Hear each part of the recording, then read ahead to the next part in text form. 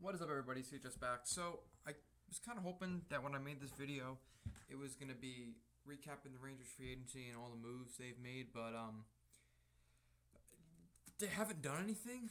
So I'm not even gonna waste your time making a video on reviewing all the Rangers signings because aside from Jack Johnson, I don't think we've done anything really. A couple depth guys that might fill in every now and again, but that's basically it. So actually in this video what we're going to do is we're going to look at every position, left wing, center, right wing, lefty, righty, and goaltending. And we're going to take a look at from players that are unsigned to roster players, AHL players, where the Rangers have these players on their list of maybe not importance, but like a hierarchy. How high on the Rangers list in terms of value do these players have within the New York Rangers organization? And from there we're going to go into, well, what does this mean? What does this correlate to? And maybe what does this turn into? So, a lot recently I've been seeing people begging for the Rangers to make second line center trades, this, that, and the other thing. And you know what? To be quite honest with you, as much as I'm big into trades and I love seeing moves, you guys know that, unless the Rangers make a move for a really, really, really big name, I don't think a move is worth it, and I'm going to show you exactly why. Let's take a look at this first, right? So, the left wing, I think Panarin and Lafreniere are interchangeable, but obviously those are the 1-2. Kreider is below them, and I don't really think it's close. As a matter of fact, I would think Brendan Lemieux is probably closer to Lafreniere than Kreider is in terms of value to the organization at this point, aside from his experience. I've gone over it a million times. Kreider has never scored 30 goals. He's never played a full season, and I don't think he's ever scored more than 52 points in a season. I think what Brendan Lemieux does as an instigator night after night, the ability to, kill penalties and not go off sides 5 times a game, thanks Kreider. I think Lemieux is pretty close to usurping Kreider for that third spot. I still think Kreider is a great Ranger, and will go down in history as a great Ranger, but I don't know how much, and his contract too is not helping his case. The full no move clause, $6.5 million a year, yikes. I think his value within the Rangers organization, unless he has a fucking monster year for this year and like for the 2021 and 2022 season, so this upcoming season, the season after, unless he has 2 monster years, I think his value within the Rangers organization is very, very low. And I think honestly the Rangers are hoping that Kreider has a really good year this year so they can trade him. So I don't think Lemieux is too far behind him. And from that, oops, messed that one up. There we go. That's more like it. I think William Cauley is definitely number 5 most valuable on the left wing for the Rangers right now. Again, these are my own personal opinions, like from what I think the Rangers organization would be looking at in terms of value that they bring to the organization. So I think Cauley is behind Lemieux, ahead of Gettinger. I think Gettinger is closer to the NHL than any of these guys, including Cjethsyt. But in terms of value and futures and all that good stuff, I think Cauley's ahead of him. And yeah, Gettinger, Levi Altonen, and Cjethsyt. You can argue these two are interchangeable. You can argue Barrard could be ahead of Altonen. Patrick Newell on the bottom. I think at this point the Rangers are waiting for his contract to expire. I should probably pull up a hockey DB for you guys. Patrick Newell, I don't think is very valued by the Rangers organization right now. It's not a knock against him. It's just, what has he really done? We kind of brought him in from St. Cloud State thinking he'd score a lot for us. He just hasn't. When you look at Levi Altonen, we didn't have like a monster year. He didn't stick out like a sore thumb amongst other prospects, but actually, I probably shouldn't have used. Well, yeah, whatever. So he played in the Liga, 7 points in 45 games. At least he moved up into the next league. He's only 19 years old, so he's a puppy. You just sit and wait for these kids. He's a small guy, skilled player. You never know what they might turn into, so don't lose sleep over him. I definitely have him over freaking Patrick Newell. And Brett Barrard, I probably should be using Elite Prospects for this, but this is just so much faster. Let's see what he does in college next year. Like I said in my prospect review video, the kid's got phenomenal offensive talent. He's very, very small. Has the ability to be like a Johnny Gaudreau type pick, 5th round pick, late round choice. A lot of skill. Let's just see what happens. So I definitely think Barrard is ahead of. They're interchangeable. I think right now Levi Altonen is a better player. I think Barrard has the ability to be a better player, but right now I think Levi Altonen has a little bit more value than him. And I think Cjethsyt has more value than both of them because, well, he's played in the NHL before, and he's more likely to play in the NHL again than these three. So, yeah. Before we get into the center depth, because it's a lot, let's do the right wings. We'll do the right wings and we'll do the centers. So Kako is indisputably, irrefutably, all the irrevocabilities, the number one right wing in the Rangers system. I don't even really think it's very close. Kravtsov, I definitely have as number 2. I think God, I'm sorry. I always yawn when I make YouTube videos. I think it's the nerves. And also, I've been awake since 6 in the morning for school. I think Kravtsov is definitely ahead of Buchnevich right now. I think it's just his value, and Kravtsov has such a high ceiling. It sucks he got hurt, and he missed a lot of KHL games this season because the kid was buzzing. If you take a look right here, we could see what Kravtsov's been doing. He had 8 points in 11 games with Tractor to start the season. He got hurt. I think he's missed 4 games at this point, and even missing those 3 games, he's still second on the team in scoring and number 1 in points per game, right? Yeah. So kid's pretty solid, and I'm not gonna sleep on him. I am not gonna sleep on Kravtsov. I still think that he has elite potential. I think Buchnevich is number 3. I think Gauthier is really close to Buchnevich, man. And I think if Gauthier has a breakout season this year, I think if Gauthier puts up 30 points this year, he's gonna be over Buchnevich on the depth chart following next season, or coming into next season. Because Gauthier, we saw him. The kid can wheel and he can stick handle like a motherfucker. He's literally like he reminds me of, he's like a poor man's Rick Nash. Rick Nash was big, he was fast, and he had a lot of friggin' skill. Gauthier is a right-handed Rick Nash, except minus the accolades and everything that Rick Nash was coming into the NHL. Rick Nash, first overall pick here. I'm not saying he is Rick Nash, he's the poor man's Rick Nash right now. He's got to grow into that, and I think Gauthier can be gross in the NHL. And I think Gauthier's, I don't want to put a ceiling on him, but I can see Gauthier as a 2020 scorer. 20 goals, 20 assists, 40 points every single season, and there's nothing wrong with that, especially with that much skill.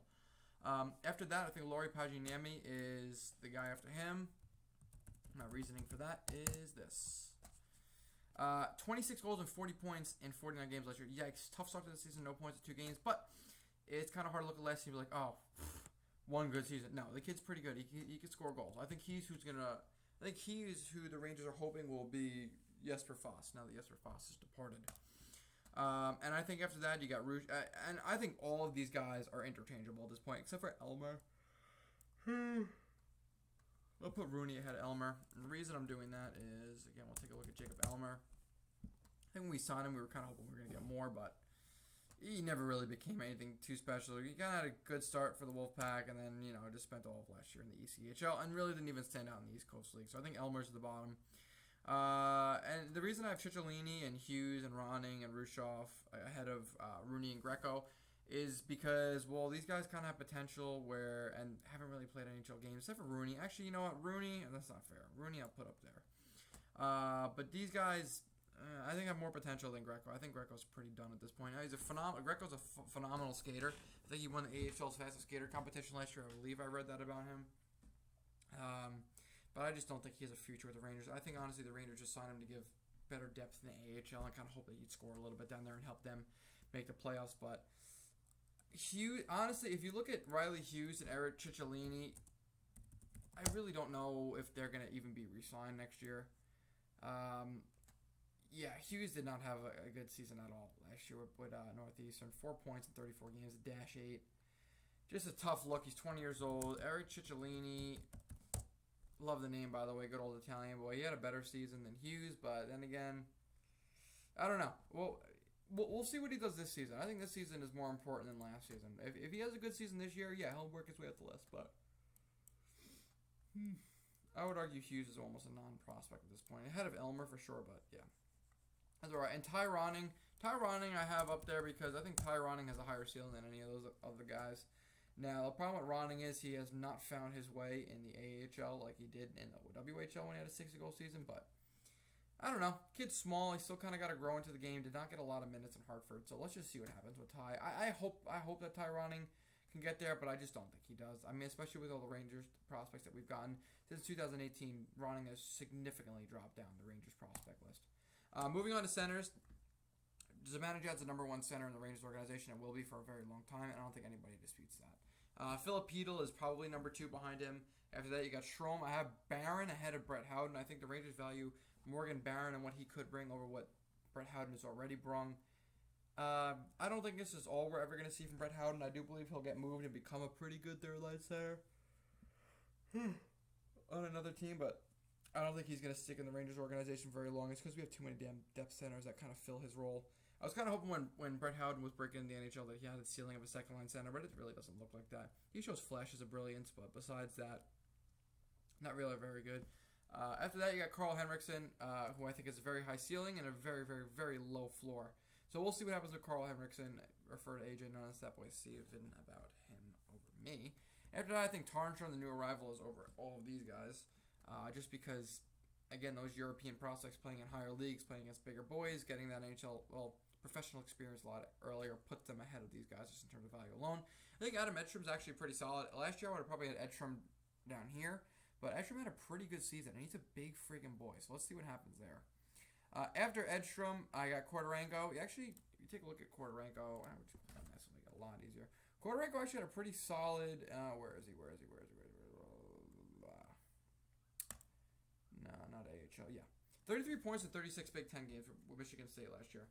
37 points the year before, and 32 the year before that. So I think Quarterenko's got a pretty decent ceiling, and I kind of want to watch the kid play a little more. I think he could very well sneak into the NHL, not maybe next year, but the year after.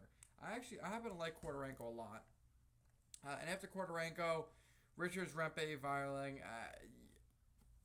I don't know enough about them yet to pass too much judgment, but that's just a random order. I know for a fact they value them more than Brzezinski and Blackwell and Fontaine. I think Fontaine at this point is a non-prospect. I'm surprised they even qualified him, to be completely honest with you. I just think it's a fresh body for the AHL at this point. I've seen Gabriel Fontaine live a few times. The kid's got disgusting hands, but he's so inconsistent. He falls asleep for it. Like, he has one or two good moments a game, and that is it. I love Gabriel Fontaine. You can ask my little brother. Every time we go to a Wolfpack game, we look for Fontaine in warm-ups because his hands are fucking just gross. The kid has the most disgusting hands I've ever seen in my life. But he makes one or two moves a game, that's it. So he just turns invisible after that. Let's take a look at the goaltending because it's going to be easier to assess. Cjethsyt, number one, no doubt. Georgiev after that. I actually have Dylan Garand as their number 3 most valuable. I have him over Olaf Lindblom. I think Lindblom, honestly, you could put below Olaf at this point. He had such a bad season last year. It was basically invisible. Garand, I think the Rangers actually kind of have a lot of stake in him. I think they believe that he's actually going to be a really solid goaltender. I think Huska is right after him. Then you got Lindblom. Then you got Olaf, a big 6'8" monster. Tyler Wall and Keith Kincaid. He's going to probably play in the coast in the AHL this year. If anything, he's the emergency call if Georgiev or Cjethsyt goes down. So, and we'll take a look at the left defense. I think in terms of most valuable players in the organization, I think the Rangers are looking at Keandre Miller as their left guy. After that, probably Lindgren, Hayek because he's played in the NHL, Zachary Jones, but Zachary Jones could very well find himself up here eventually. The kid is phenomenal. So I think with Matthew Robertson, I think he could find himself right there, but I don't think much higher than that. I think Matthew Robertson is one of those guys, a very, very safe pick. I think he's going to be in the NHL one day. I just don't know what his ceiling is. If he's a 5th or 6th defenseman, hey, you landed the pick. It's not a bad player to have. After that, I think Tarmo Raionen is up there. I actually think Raionen might make a push for the roster this year. One of those defensemen that's good at everything. Hey, you know what? If he turns into an Anton Stralman type defenseman, what do you got to lose? If not, if he turns into a 7th defenseman, it's still a good pick. You turn arguably nothing into something. So we'll see what happens with Raionen. I definitely think he's a North American skater this year, whether it's the NHL or the AHL. I don't know, but I think in terms of the system, he's kind of up there. I think Yegor Rykov comes after that. I think Rykov is, I don't want to say he's a non-prospect because he's over in the KHL right now, but it's likely he won't be in the NHL for the foreseeable future or with the Rangers. However, if he does, I think he could be a pretty effective player. He's a really solid skater and just a good shutdown defender. So we'll see what happens there with Yegor Rykov acquired in the Michael Grabner deal. I think Brandon Crawley is on deck.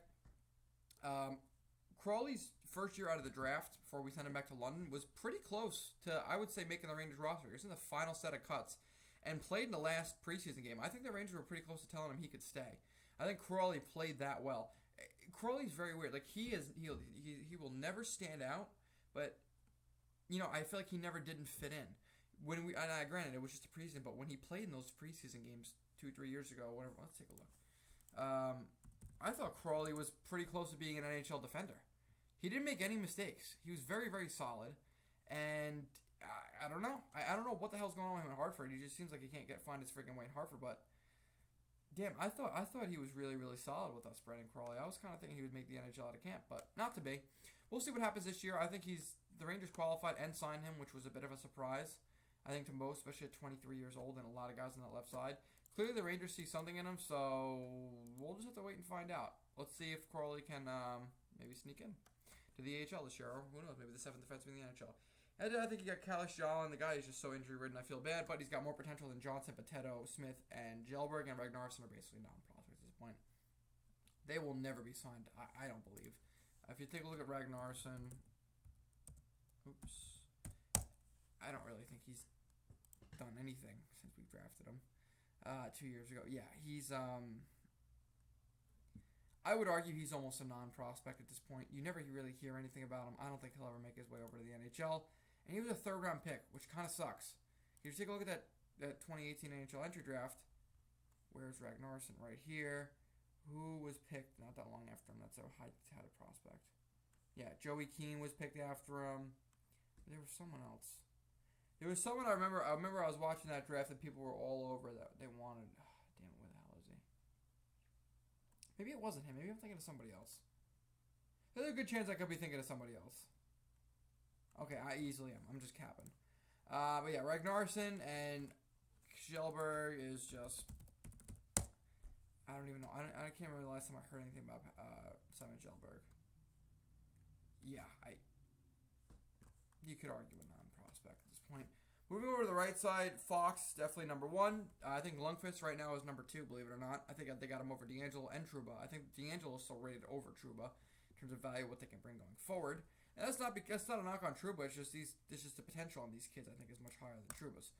Schneider definitely number 5 on the right side. The right side is actually pretty stacked. I think the difference between the right and the left side of the Rangers defense is quantity, quality. And I think that's what the Rangers are looking at. Quality, quality, quality, quality, quality, quality, quality, medium quality, quality, medium quality, medium quality, medium quality. Yeah. And then just high quality, high quality, high quality, high quality, high quality. I think that's what the Rangers kind of did with the right side. And Hunter Skinner's another one. I don't think this kid will ever get a contract from the Rangers. Didn't have a great year last year. Didn't stand out. Actually, I feel like I heard people saying he regressed. So, yikes. And Radish is actually not a bad pickup. He's actually really solid in the AHL and actually made the Rangers postseason roster. We didn't get to see him in a game, but, you know. So, anyways, what does this all mean to the Rangers and going forward? So, basically, this is my thought process, right?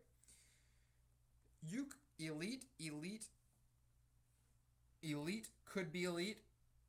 Middle six, bottom six, middle six, bottom six, bottom. Elite. Oh, yeah. We'll say elite could be elite. Top 6, middle 6, bottom 6, so on and so forth. So basically, right now, elite, top 6, elite could be elite, top 6. What do all these things have in common? Because right now the Rangers are focused on nothing more than getting that second line center. If you have a guy that could be elite, why would you trade him for someone that you know is just going to be a top 6, i.e. Philip Danault? Why waste your time? You have all of these elite prospects that you're talking about trading. Krasov's been in trade rumors. Buchnevich has been in trade rumors. Ketel's been in trade rumors. Lemieux, D'Angelo, all these guys have been in trade rumors. Why would you give up on them for like a middle 6 piece that'll be here for 1, 2, 3 years max? I feel like right now the Rangers are in a position, this kind of position. If you're going to make a move, why not go all the fuck out? You know what your pieces are going forward. You know damn well that if you make no moves this offseason, this is the top 6. This right here is the top 6 that we're going to see for the next 5 to 10 years. So why bring in a gap player, give up a first, a second, or a really good roster player, young roster player, or a really good prospect for someone just to fill in so you can get bounced in the first round? There was literally no point in that. Playing against the Carolina Hurricanes in that playing round should have been a rude awakening for the Rangers. They put us in our fucking place. Everyone in there, the Rangers, they have a chance. No. We had no chance. We literally got raped. And I say rape lightly. We got the living shit kicked out of us. We were not ready for any part of that series. We got beaten every fucking zone. We couldn't generate any offense. We couldn't generate any defense. We couldn't do anything against Carolina Hurricanes in the playoffs. And why? Because they were ready for us. And they were a playoff team. They made the conference finals the year before. They weren't a fucking joke. All right? So, if the Rangers are going to make a move, it would be stupid and silly to just get a gap player. That's just going to fill in. If you're going to get a player, get a big player. If you're going to get a center, it's not going to be Jack Eichel now because the Sabres fucking loaded up. If you're going to get Eichel, so you're going to get the deadline of the 2021 draft. I don't see a point in getting a middle six piece and giving up a potential phenomenal asset for it. What right now, it's being discussed. Hedl for Danault. I've seen that. What the fuck? What? Why? Danault is a year away from you. It just, to me, it makes no sense to get a gap player. If you want to sign a gap player in free agency, the more effing power to you. Do not waste your time and give up assets for a middle six player that should be being traded for to be a bottom six player if you're a championship team. The Rangers just do not need that right now. I'd rather suck for another year than give up a heavy asset for a mid-low level asset that'll be here for a year or two, and then we'll get sick and tired of them. I would prefer that. I think right now the Rangers' focus should be, let's just take this team we have, let's go into next season, let's see what the hell we have. If we don't make the playoffs, so what? We get another good draft pick, and that's another asset we can use down the line for big names. If you remember the Rangers' best playoff years between the years of 2011 from 2000 to 2000, we'll call it 16, we'll call it 2017 because that was the last second-round playoff. The Rangers used assets that they had gained from years prior to acquire big pieces. We won't call Gabriel because Gabriel and Richards were cap space. Rick Nash, Keith Yandel, Marty St. Louis used big assets to acquire those players, and those are players that we needed to acquire to make long playoff pushes. So let these assets marinate a little bit, and then you then you move and get those big assets when you're making the big push. I don't see a point in moving Philip Hedl right now for middle of the pack players. Same thing with Kravtsov. If you're going to move them, get a big name because you can afford it, and I don't see the pain in doing so. I'm afraid the Rangers are going to make a move we're going to regret. I'm afraid we're going to see Hedl or Kravtsov or D'Angelo or not Fox or Lundqvist or Miller.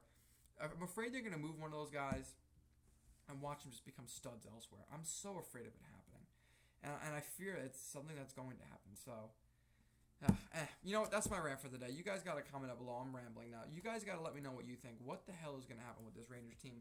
Do you agree with me in the sense that we should not be moving assets for middle-of-the-line players? If we're moving assets, we should be getting big assets, i.e. an Eichel tier, Barkov tier player, because we can afford that. You can argue to make a case for like a Sean Monahan. I love Sean Monahan, but the more and more I see about him, the more I read about him, especially from Calgary fans' perspective, he is not the player he used to be. So I could even say fuck that shit right now. I don't see a reason for the Rangers to make a big move at the moment, unless Barkov and Eichel were available and you could get them at a reasonable price. Don't worry about it. I think the Rangers right now are kind of gearing up for the 2022 free agency when Mika Zibanejad is it 2022? Yeah, when Zibanejad is a free agent, because I think they definitely want to get him re-signed and reassess where they are from there in terms of money. And I don't think we should expect a major move from the Rangers until then. I think up until that point, unless Eichel becomes available again in the summertime or at the trade deadline, I just don't see the Rangers really making a very big move. So, I don't know. You guys comment below your thoughts. I'm rambling. Thank you guys for watching the video. Thanks for listening to me rant, talk, and yada, yada, yada. I'll see you guys in the next one. Comment below, and let's shitty chat. Peace.